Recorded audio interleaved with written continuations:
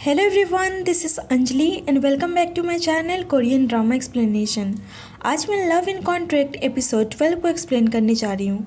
अगर आपने इसके पहले के एपिसोड्स नहीं देखे हैं तो आप सभी से रिक्वेस्ट है कि प्लीज़ पहले आप जाकर उसको देख लीजिए। वो मेरे चैनल के आई बटन में मिल जाएगा और मैं उसका लिंक डिस्क्रिप्शन में प्रोवाइड कर दूँगी। सो आप सभी को ज़्यादा देर ना कराते हुए हम वीडियोज़ की तरफ बढ़ते हैं।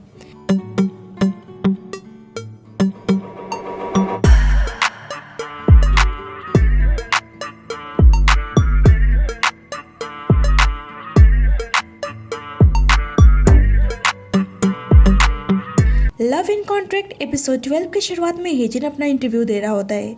वैसे ही सेंगन के पास आर्टिकल की वजह से वह अपने मैनेजर और गोंगनम को पैनिक होते हुए देखता है। दूसरी साइड सेंगन जियो के साथ डेट पर थी और उसे बस इस बात की फिक्र थी कि जियो इस न्यूज़ पर कैसा रिएक्ट करेगा। लेकिन जियो को बस इस बात की फिक्र थी कि अभी इस वक्त न्यूज़ आर्टिकल की वजह से सेंगन कैसा फील कर रही होगी, इसीलिए वह कहता है कि वो उसके साथ है। सेंगन को चिंता हो रही थी क्योंकि उसकी वजह से हेजिन का रेपुटेशन खतरे में था। जियो उसकी हेल्प के लिए कहता है लेकिन सेंगन मना कर देती है और वह कहती है कि वो खुद ही सब कुछ हैंडल करेगी। अब हेजिन को न्यूज़ के बारे में पता चल चुका था और वो कॉल करके सेंगन का हालचाल पूछता है। लेकिन सेंगन का अब यही मोटिव था कि जो उसकी वजह से हेजिन को डैमेज हुआ है वो उसको कैसे भी करके कम करना है, क्योंकि वो हेजिन के रेपुटेशन को खराब होते हुए नहीं देख सकती थी। सेंगन घर जाके परेशान हो रही होती है और अपने आप को रूम में बंद कर लेती है। इधर जियो के ऑफिस में भी उसके कलीग्स को उसके न्यूज़ के बारे में पता चल चुका था और अब वो इस बारे में जियो से पूछना चाहते थे। लेकिन जब जियो ऑफिस में आता है तो उनमें हिम्मत नहीं होती है कि वो सेंगन के बारे में उससे पूछें। मैडम मियो भी इस आर्टिकल को देख लेती हैं। मिस्टर चॉय उन्हें सेंगन के मैरिज सर्टिफिकेट की लिस्ट देते हैं और बताते हैं कि इस स्कैंडल के बारे में चेयरमैन को भी पता चल चुका है और अब चेयरमैन को चिंता है कि कहीं सारी पास्ट की चीज़ें रिवील ना हो जाए और शायद इससे इना ग्रुप क्राइसिस में आ सकती थी। मैडम मियो कहती हैं कि इस बारे में वो खुद जाकर चेयरमैन से बात करेंगी। मीनवाइल हम गोंगनम को देखते हैं जो बहुत टाइम से सेंगन को डोर ओपन करने के लिए बोल रहा था, लेकिन सेंगन डोर ओपन नहीं कर रही थी, इसीलिए वो फोर्सफुली डोर ओपन करके अंदर जाता है और सीधे फ्लोर पर गिरता है। सेंगन यहाँ सही से रेडी होकर कहीं जाने के लिए तैयार थी। सेंगन मैडम मियो वाली बात को याद दिलाती है जो उन्होंने गोंगनम से कहा था कि वो सेंगन से दूर हो जाए। गोंगनम कहता है कि तुम्हें छोड़कर मैं कहीं नहीं जाने वाला हूँ, तो तुम्हें ज़्यादा चिंता करने की ज़रूरत नहीं है और सेंगन को ये सुनकर थोड़ा सा रिलीफ मिलता है। सेंगन हेजिन के पास जाने वाली थी ताकि चीज़ों को रिजॉल्व कर सके, लेकिन गोंगनम मना करता है और कहता है कि सब हेजिन का ही फॉल्ट है क्योंकि उसी ने तुमसे हेल्प मांगी थी। कितना सही था, तुम रिटायर होने वाली थी। गोंगनम से जाने से मना करता है क्योंकि वो नहीं चाहता था कि सेंगन सारा ब्लेम खुद पे ले, लेकिन सेंगन कहती है कि सब ठीक हो जाएगा और वो सब सही कर देगी। जिहो के चीफ उसके ऑफिस आए हुए थे और अब जिहो का प्रमोशन होने वाला था क्योंकि उसने बहुत सारे केसेस को रिजॉल्व किया था और सेलिब्रेशन के लिए वो केक लेकर आए थे। वैसे ही जिहो अपने ऑफिस से बाहर आता है, सब उसको कॉन्ग्रेचुलेट करते हैं, लेकिन जिहो प्रमोट होने से मना कर देता है। उसके सबऑर्डिनेट को समझ में नहीं आ रहा था कि मिस्टर जिहो ऐसे क्यों बिहेव कर रहे हैं, प्रमोशन किसको नहीं पसंद, लेकिन हमारा जिहो कुछ था ही अलग, उसको ऑफिस छोड़कर नहीं जाना था। ये सुन के जिहो के चीफ फ्रस्ट्रेट होकर चिल्लाने लगते हैं और पागलों की तरह बिहेव करने लगते हैं और बेचारे जिहो के कलीग्स उनसे डर जाते हैं। इधर बेचारे स्कैंडल की वजह से हेजिन के मामा परेशान हो गए थे और उन्हें समझ में नहीं आ रहा था कि वो क्या करें। जीवन सजेस्ट करती है कि वो सारा ब्लेम सेंगन पे डाल देंगे और मीडिया को ऐसे बताएंगे कि हेजिन को सेंगन के मैरिजेस के बारे में पता नहीं था। ये सुनकर उसके मामा रेडी जाते हैं, लेकिन हेजिन साफ इनकार कर देता है। हेजिन कहता है कि बेशक वो रिटायर हो जाएगा लेकिन वो सेंगन के साथ ऐसा नहीं करेगा। वैसे ही वहाँ पे सेंगन आती है और जीवन के सजेशन से सहमत थी और वो सारा ब्लेम खुद पर लेना चाहती थी, लेकिन हेजिन उसको ऐसा करने से मना करता है। लेकिन सेंगन को पता था कि ये सब उसी की पास्ट की वजह से हो रहा है, तो वो सारा पेनल्टी खुद पे लेने के लिए तैयार थी। सेंगन ने ये सब बोल तो दिया था, लेकिन अपार्टमेंट के बाहर आकर वो बहुत ही परेशान दिख रही थी। हेजिन बाहर आकर उस पर गुस्सा करता है कि वो उसकी फीलिंग के बारे में बिल्कुल भी केयर नहीं करती है, लेकिन सेंगन बताती है कि वो उसी की फीलिंग्स की केयर कर रही है और उसे रिक्वेस्ट करती है कि वो जैसा कर रही है उसमें उसका साथ दे। हेजिन बताता है कि जब उसने फर्स्ट टाइम सेंगन को देखा था तो अपनी लाइफ वो उसी की तरह जीना चाहता था और यहाँ तक कि उसने अपने फादर मदर अपने भाई से बगावत की, लेकिन अब वो सेंगन को डाउनफॉल होते हुए नहीं देख सकता था जिसने उसके यहाँ तक आने में हेल्प की। हेजिन को पता था कि मैडम मियो कुछ ना कुछ सेंगन के लिए प्रॉब्लम क्रिएट करेंगी। जीवन जियो को कॉल करती है लेकिन वो पिकअप नहीं करता है, लेकिन जब वो मैसेज करती है कि उसे सेंगन से रिलेटेड बात करनी है तो उसका 1 सेकंड में कॉल आ जाता है और ये देख के जीवन को बहुत ही बुरा लगता है। बाद में गोंगनम जिहो से मिलने के लिए उसके ऑफिस आता है और बताता है कि वो सेंगन के रूममेट होने के साथ साथ वो उसका एक्स हस्बैंड भी रह चुका है, लेकिन वो बताता है कि उसे लड़कियों में कोई इंटरेस्ट नहीं है। जियो को बस इतना पता था कि मैडम मियो ने उसको अडॉप्ट किया था और वो इना ग्रुप की अडॉप्टेड डॉटर थी। गोंगनम बताता है कि सेंगन मैडम मियो की वजह से बहुत ही परेशान रहती है। सेंगुन 13 साल से उनको पैसे देते हुए आ रही थी और उनके चक्कर में उसने अपना सब कुछ गंवा दिया। फिर भी वो उसका अरेंज मैरिज हेजिन के साथ करवाना चाहती हैं। गोंगनम बताता है कि मैंने सुना है कि आप सेंगुन के डिवोर्स जज थे, तो आप उसकी हेल्प कर सकते हैं। वो बताता है कि सेंगुन आपको बहुत ज़्यादा पसंद करती है। दूसरी साइड जब सेंगुन घर जाती है तो वो मैडम मियो को सुनाने लगती है कि और वो कितना नीचे गिरने वाली हैं। वो कहती हैं कि जो भी वो कर रही हैं वो उसके फ्यूचर के लिए कर रही हैं, और वह उसका मैरिज सर्टिफिकेट लिस्ट दिखा के गुस्सा करती हैं कि उसने अपनी वैल्यू को कैसे खो दिया। वो कहाँ उसे एक परफेक्ट ब्राइड बनाना चाहती थी, और वो बहुत ही गुस्से में कहती है कि तुम्हारी हिम्मत कैसे हुई मेरे प्रोडक्ट को ट्यून करने के लिए जो मैंने बनाया था। ये सुनकर सेंगुन का दिल टूट जाता है और उसे रियलाइज़ होता है कि वो मैडम मियो के लिए बस एक प्रोडक्ट थी, और वो सैड होकर अपने रूम में चली जाती है। जियो सेंगुन के बारे में सोच रहा था और वो किसी को कॉल करके इना ग्रुप से रिलेटेड सारी इन्फॉर्मेशन देने के लिए कहता है। इधर हेजिन भी बहुत ही ज़्यादा परेशान था, इसलिए वो अपने मैनेजर से प्रेस कॉन्फ्रेंस होल्ड करने के लिए कहता है, और वो कहता है कि इस बारे में उसके मामा को ना बताया जाए। दूसरी साइड जियो जीवन को मिलने के लिए बुलाता है और जीवन बहुत ही हैप्पी हो जाती है और उससे मिलने के लिए जाती है। जब जीवन उससे मिलने के लिए आती है तो उसको लगता है कि वो उससे बात करना चाहता है, इसीलिए वो बहुत ज़्यादा हैप्पी दिख रही थी। लेकिन यहाँ पे सिर्फ वो सेंगुन के लिए ही आया था, और वो जीवन को एक फाइल देकर उससे फेवर मांगता है। लेकिन जीवन बहुत ही ज़्यादा गुस्सा करने लगती है कि वो बस सेंगुन के बारे में ही सोचता है, और वहाँ से गुस्से में चली जाती है। वो रेस्टोरेंट से बाहर जब आती है तो हेजिन के मैनेजर की कॉल आती है, और वो बताता है कि हेजिन अपने लिए प्रेस कॉन्फ्रेंस अरेंज करवा रहा है, और इस बात से मैनेजर बहुत ही ज़्यादा टेंशन में था। दूसरी साइड सेंगुन स्कैंडल और मैडम मियो की वजह से बहुत ही उदास थी और एक कॉफ़ी कैफ़े में बैठी हुई थी, जब भी उसके पास जियो की कॉल आती है और वो उससे पूछता है कि क्या वो सही है। यहाँ जियो सेंगुन को दूर से देख रहा था। सेंगुन बहुत ही ज़्यादा दुखी थी, लेकिन वो जियो को ज़्यादा टेंशन नहीं देना चाहती थी, इसीलिए वो कहती है कि वो बिल्कुल ठीक है, और वो सैड होकर कहती है कि उन दोनों को कुछ टाइम के लिए दूर ही रहना चाहिए जब तक सब कुछ ठीक नहीं हो जाता। लेकिन जियो उसके पास आके कहता है कि क्या सही में मुझे डिस्टेंस मेंटेन करना चाहिए या मुझे तुम्हें गले लगाना चाहिए। सेंगुन खुद के पास जियो को देख के और ज़्यादा इमोशनल हो जाती है और जियो उसको गले लगा लेता है। इधर हेजिन प्रैक्टिस करने में लगा था कि वो कॉन्फ्रेंस में क्या बोलेगा। स्कैंडल की वजह से वो बहुत ज़्यादा डिस्टर्ब था, लेकिन वो सेंगुन को किसी भी मुसीबत में नहीं डाल सकता था। वैसे ही वहाँ पे जीवन आती है और उसके हाथ में हम वही फाइल देखते हैं जो जियो उससे मिलने पर दे रहा था।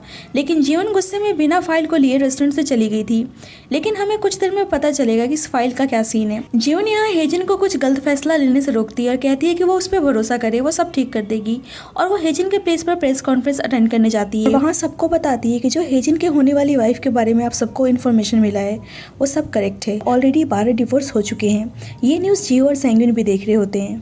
जीवन बताती है कि सेंगुन अनरिकॉग्नाइज्ड मैरिज में भी इन्वॉल्व थी। ये सुन के हेजिन को जीवन पे बहुत ज़्यादा गुस्सा आता है और वो प्रेस कॉन्फ्रेंस में जाने की कोशिश करता है, लेकिन उसका मैनेजर उसको रोककर पूरी बात सुनने के लिए कहता है। जीवन कहती है कि लेकिन सेंगुन सभी मैरिजेस में बहुत सिंसियर थी। अनफॉर्चुनेटली उसका रिलेशनशिप ज़्यादा टाइम तक टिक नहीं पाया। वे सारे मैरिजेस में एक चीज़ कॉमन बताती है कि सेंगुन के जितने भी हस्बैंड थे उनको सेंगुन से कोई भी प्रॉब्लम नहीं थी। वो बिना रिग्रेट के उससे प्यार करते थे और उन सब ने सेंगुन के आने वाली लाइफ के लिए विश किया है, और उनकी फैमिली रिपोर्ट से भी पता चलता है कि सेंगुन की पर्सनालिटी में कोई इशू नहीं है। और हेजिन को भी इस बारे में सब कुछ पता था। वो चाहता था कि सेंगुन उसकी लास्ट लव रहे, और सेंगुन और हेजिन दोनों एक दूसरे से बहुत ज़्यादा प्यार करते हैं। इस प्रेस कॉन्फ्रेंस के बाद सब कुछ नॉर्मल हो जाता है। हेजिन सेंगुन को कॉल करके बताता है कि जिसने भी उसके खिलाफ हेट कमेंट्स किया था वह उन सब के खिलाफ लीगल एक्शन लेने वाला था, लेकिन जीवन ने उसे ऐसे करने से रोक दिया। सेंगुन को भी पता था कि ऐसे करने से और सिचुएशन वर्स्ट हो सकती थी। कॉल कट होने के बाद सेंगुन जियो से कहती है कि उसे हेजिन से मिलना होगा, और इस बात पर जियो उसको फुल सपोर्ट करता है। प्रेस कॉन्फ्रेंस के साथ सब कुछ नॉर्मल हो गया था और अब हेजिन का रेपुटेशन और ज़्यादा इंक्रीज हो गया था, और इस बात पर हेजिन के मामा बहुत ज़्यादा हैप्पी थे। हेजिन जीवन से पूछता है कि उसे कैसे पता था कि सेंगुन के सारे एक्स हस्बैंड का टर्म सेंगुन के साथ बहुत ही अच्छा है। जीवन उस टाइम को याद करती है जब वो जियो से मिलने गई थी और जियो ने सेंगुन के एक्स हस्बैंड से रिलेटेड सारे डिटेल्स दिए थे। जीवन हेजिन को साइट पे पोस्टेड सेंगुन के एक्स हस्बैंड का रिव्यू दिखाती है। उन सब ने सेंगुन के बारे में रिव्यू दिया था कि अगर ये र्यूमर्स ऐसे ही स्प्रेड होता रहा तो वो सेंगुन को सेव करने के लिए कैंपेन स्टार्ट करेंगे, और सब सेंगुन के फेवर में थे और सब उसकी तारीफ कर रहे थे। लेकिन उन्होंने ये नहीं रिवील किया कि वो सेंगुन के साथ कॉन्ट्रैक्ट मैरिज में थे, जो कि एक बहुत ही अच्छी चीज़ थी क्योंकि इस चीज़ से वो भी जज हो सकते थे।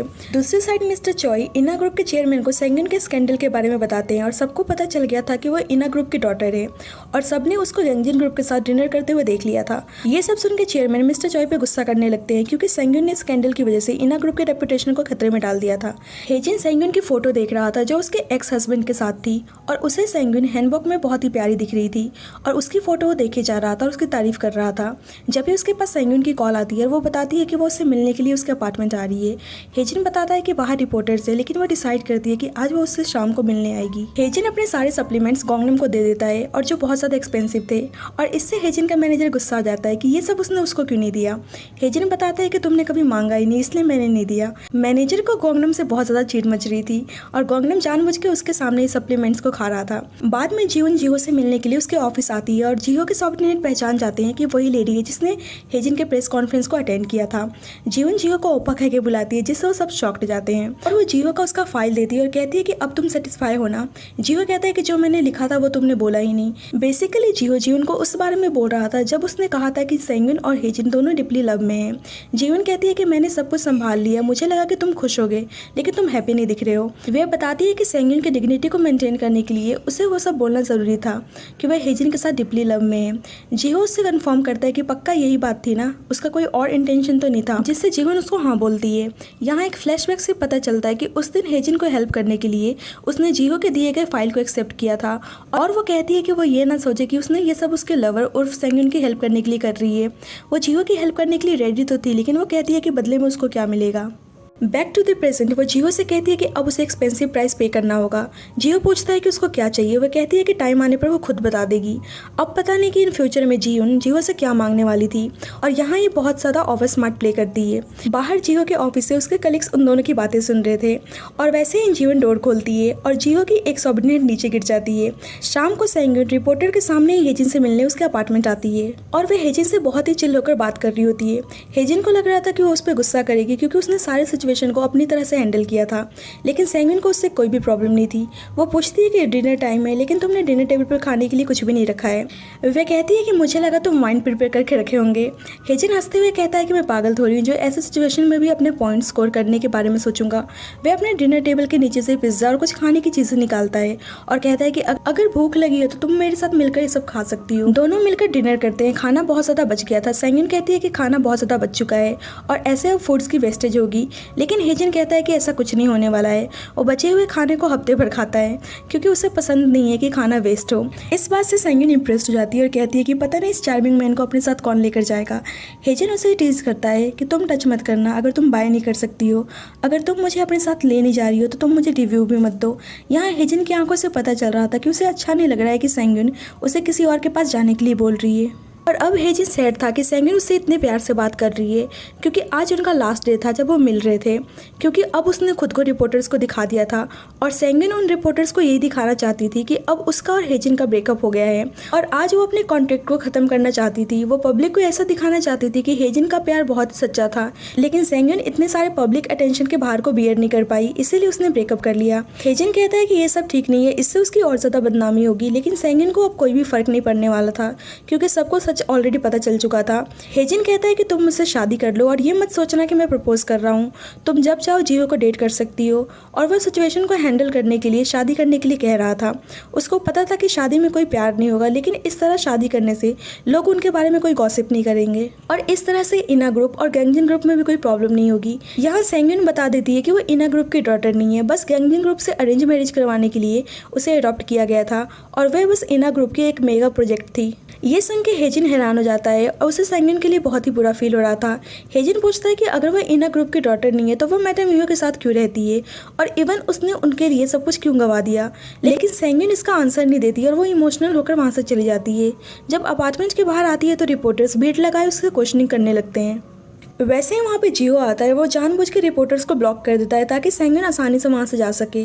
घर आके सेंगुइन हेजिन के बारे में सोच रही थी और उसे एहसास हो रहा था कि अभी वो कितना अकेला महसूस कर रहा होगा और उसे कंफर्ट करना चाहती थी, लेकिन वो कर नहीं सकती थी।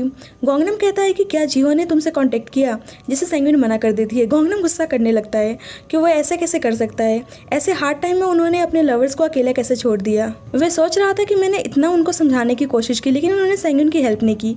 वह फ्रस्ट्रेट होकर सेंगुइन पर चिल्लाने लगता है और अपने फ़ोन को देखने लगता है और वो देखता है कि लोग सेंगुइन के बारे में बकवास करे जा रहे हैं। सेंगन उसके हाथ से फ़ोन लेकर खुद ही देखने लगती है और वो देखती है कि कोई आदमी उसके बारे में बहुत ही उल्टा सीधा बोले जा रहा है और उसके एक्स हस्बैंड के बारे में बोल रहा है। और ये सुन के वो ज़ोरों से हंसने लगती है और ये देख के गोंगनम भी उसके साथ हंसने लगता है।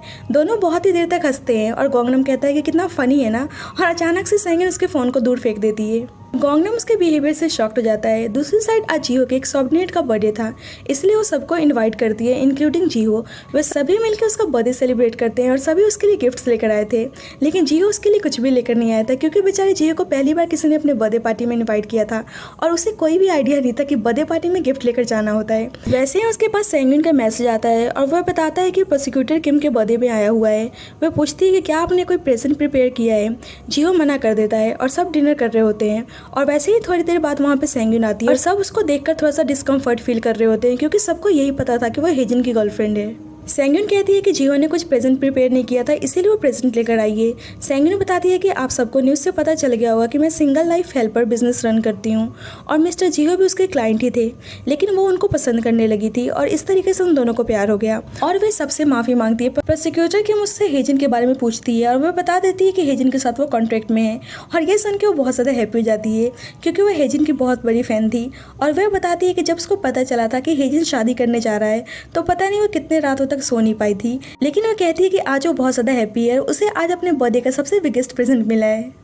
एक जिहो की कलीग जानबूझ के सेंगन को टीज करती है कि उन्हें मिस्टर जिहो में क्या पसंद आया। सेंगन जिहो से पूछने को कहती है और एक कलीग उन दोनों के लव स्टोरी के बारे में जानना चाहता था। यहाँ पे सब कुछ नॉर्मल दिख रहा था।